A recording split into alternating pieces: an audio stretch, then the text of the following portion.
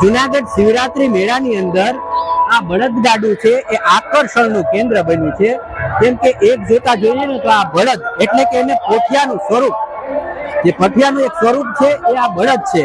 અને એ બળદગાડાની અંદર જે છે આ તમે જોઈ શકો છો કે જે શંકર અને પાર્વતી બંને બિરાજમાન છે અને આ બળદગાડાનું સંચાલન છે એ ખુદ ગણપતિ મહારાજ કરતા હોય તેવું એક દ્રશ્ય છે અહીંયા ઊભું કરવામાં આવ્યું છે।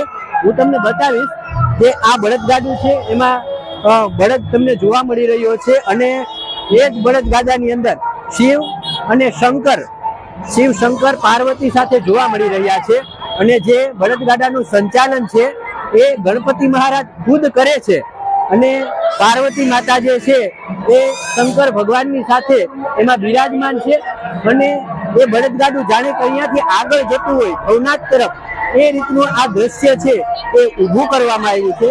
એટલે ભવનાથ શિવરાત્રીના મેળાની અંદર આ બળદગાડું ખૂબ જ આકર્ષણ જમાવી રહ્યું છે અને લોકો તેમની સાથે સેલ્ફી પણ ખેંચી રહ્યા છે। ગુજરાતભરના તાજા સમાચાર મેળવવા માટે અમારી ગુજરાત નેશનલ ટીવી ન્યૂઝને સબસ્ક્રાઇબ કરો, બેલ આઇકોન પર ક્લિક કરો।